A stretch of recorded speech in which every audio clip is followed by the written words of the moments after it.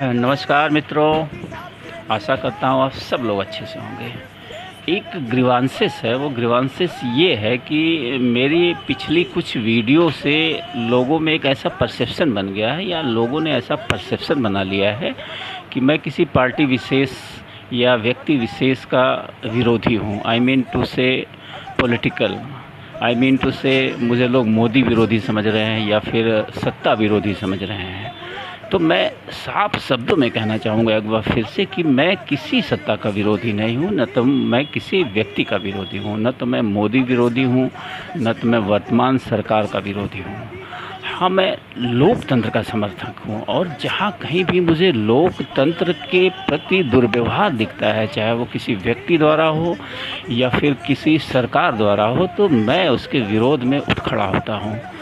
तो मैं क्षमा चाहूँगा अगर आप मुझे सरकार विरोधी या मोदी विरोधी समझते हैं, तो ऐसा कतई नहीं है।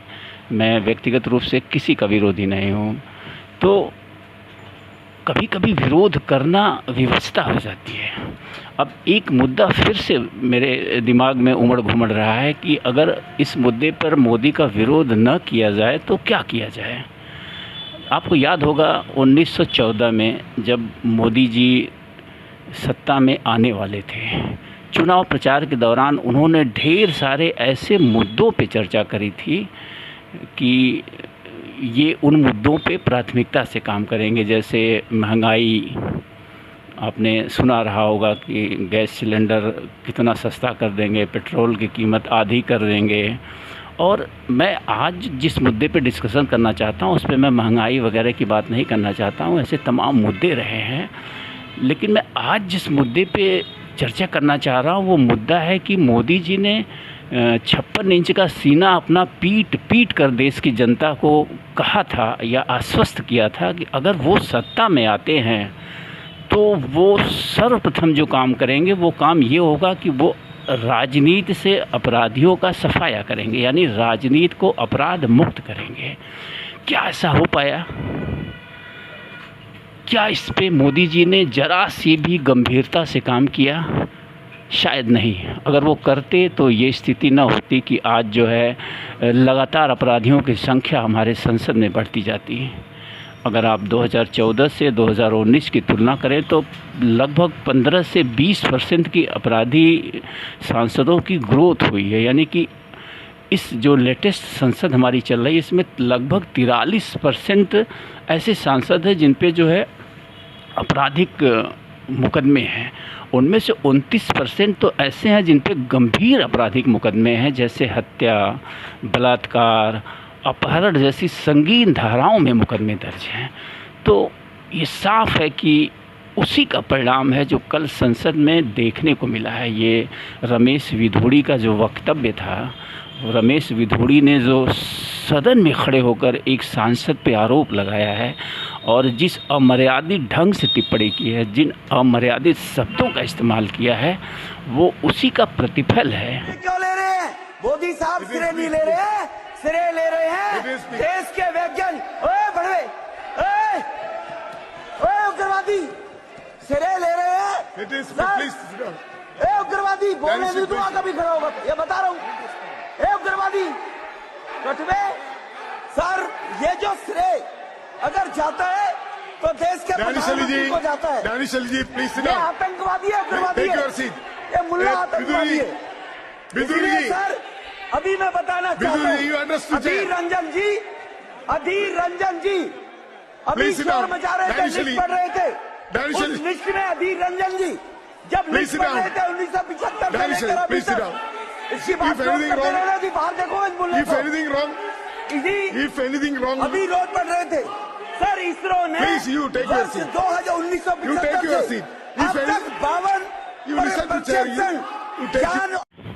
तो राजनीति में अगर हम अपराध को इस तरह से बढ़ावा देंगे तो दुष्परिणाम तो हमको झेलना ही है। तो कुल मिला के मेरे जो वीडियो का मकसद है कि आज देश को नई संसद की ज़रूरत है या फिर नए सांसदों की ज़रूरत थी। हमने हज़ारों करोड़ रुपए खर्च करके एक नई संसद बना ली और उस नई संसद के पहले सत्र के तीसरे दिन ही जो ये निम्न स्तर का चरित्र सामने आया है एक सांसद का, वो शर्म का विषय है।